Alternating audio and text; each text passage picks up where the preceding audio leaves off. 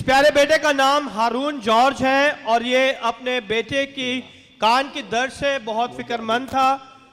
और इसका बेटा जो है मुल्क पाकिस्तान में है, लेकिन यहाँ पे जब खुदा के खादमों से इन्होंने दुआ करवाई तो खुदावन यसु नासी ने इनके बेटे को मुल्क पाकिस्तान में कान की सारी दर्द से कामिल तौर पे शिफा दी। जोरदार तालियां बजाएं। किसने शिफा दी है? आवाज बहुत कम है। किसने शिफा दी है? किसने शिफा दी है? किसने शिफा दी है? सिर्फ यसु ही शिफा दे सकता है।